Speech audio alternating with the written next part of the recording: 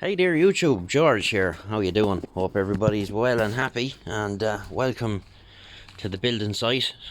All the capping pulled off the walls. I just stacked it all there and cement and some junk in there that we'll use for filling later on, different things.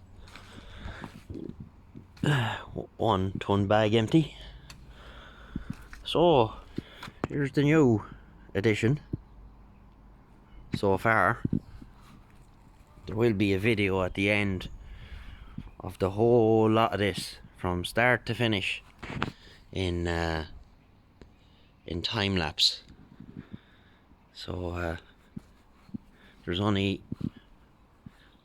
half a block there and a couple of blocks there, and that's the final row on the front, so the roof will have a nice 5-inch fall on it. I have to get a few special blocks to go across these lentils here. They're called soap bars apparently, so I'm going to get a few of them now later on, and we just have to finish the wall. This wall will be let me see, where are we going now? 1, 2, 3, 4, 5. Yeah, this wall will be from that block the whole way up to the house, so it'll be the same height as the fence was, and to run wires in it for the lights. So this light, the wire just goes into the shed, and this will continue the circuit because I'm going to have fascia and soffit along here, and I'll have a few recessed downlighters in there. I like me lights, like the garden well lit up at night, so we'll just have a look at it from the top of the garden, well, from the house. So quite an impressive shed at the moment. It's way bigger than the original. I have to put a tape on it to get the exact dimensions, and I might do that now in a few minutes. Just have a look on the inside. There's no floor in there yet. That'll go in when the roof goes on, and that wall will be cut there. It'll be cut here and here and knocked out, so that'll be how you'll get in and out. There will be a slight level change in the floors, but we'll take care of that with a little ramp. So as I did not want to do any digging, getting too old for that carry on. So yeah, quite pleased now so far. I'll just go up on the roof of the shed now and give you a look from up there. So there you have it. Nice big space.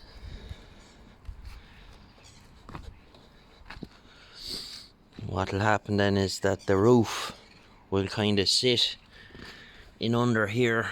I'm going to take off all that fascia and soffit there, because a mistake I made there. I should have had it coming out with some soffit underneath it, and all the board behind that fascia, it's all red rotten. So, but what I'm going to do, I'm going to use some of that flash band to seal the roof to that wall. And then what we'll do is we'll bring that cladding out. I'll get some more cladding when I'm buying the cladding for here, and extend it out about maybe 18 inches or so over where the joint is, so that the water won't be able to get near that at all. You'll just leave it a lot easier. So quite pleased with it now. It's going to be a nice space. Once it's all plastered and all of that carry on, it'll be grand.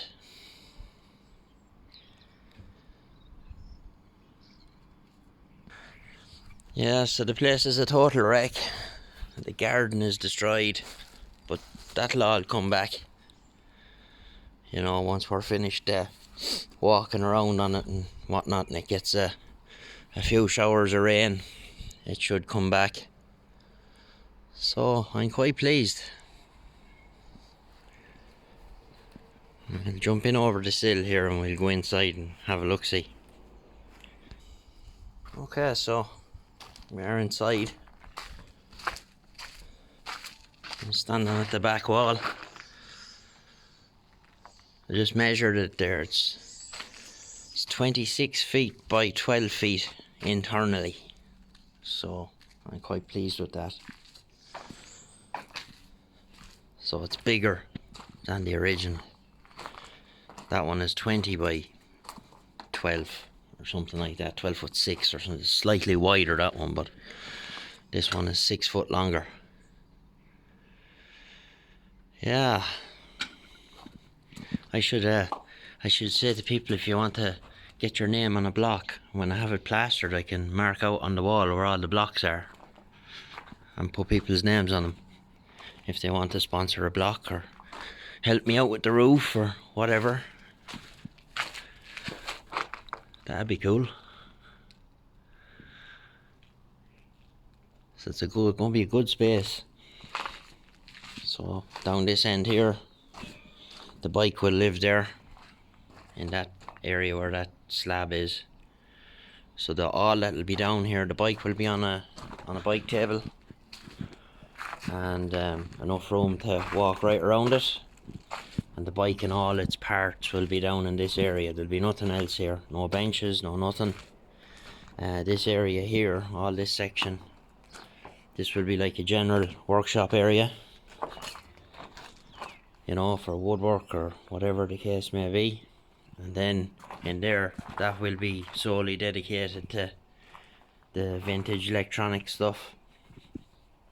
There'll be nothing else done in there, only that.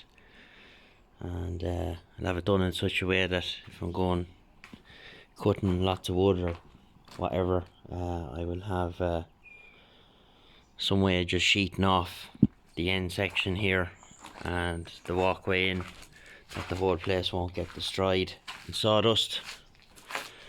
And I'll probably end up making a box fan that I can put in the window to suck out the sawdust and stuff. But I am going to build an extraction system for the saws and all that. I have the makings of that already. I bought one of those cyclone things that you put on top of a big steel container or plastic container, and you use the hoover to create the vacuum, and the dust ends up going into the big plastic container rather than the hoover. So yeah, that should be good. So it'll be probably just a bench along that back wall. The bench that's at the window there, that will come here. And I'll probably put up a big shelf along there to take those crates that I use, and they can be used for then for storage of stuff out here. Like a lot of the stuff that's up high in there now will probably end up coming down. I'll be able to clear out a lot of that clutter that's hanging up in the roof in there, as I'd been putting stuff everywhere I could find it. So when the roof goes on, which will be soon enough, we'll be able to pour the floor. I want to get the roof on so I don't have to be worrying about the weather if it's going to rain or whatever. So we can just order the ready mix and barrow it all in. I'll have about 3 or 4 guys here with wheelbarrows, and I'll have my dad here. He'll spread it out, and then I'll kind of make sure it's level and float it off as best I can. You know, we'll do it with the plank. I'll have a plank that'll go all the way across, that we can tamp it out, and then as I'm moving back along, I'll float it just to try and get a better finish, something like that, what's on that, rather than the rough finish that's in there, because the rough finish is not good for dust and stuff. Might end up tiling that in there now, because that's not the workshop now. It'll be, you know, it'll be easier to keep it. Get some cheap tiles and fire them down. Yeah, I'm absolutely over the moon. This is like a lot of wind to me, boys. Been a long time trying to come up with ways of doing this, and when I suggested going right across the back, I was expecting to be met with resistance, but no. It was a runner. You can see that board up there, that fascia board. It's absolutely rotten. So that was a big mistake when I was building this shed. Should have done all that myself. I hadn't a clue what I was doing. So we'll get all that sorted out this time around.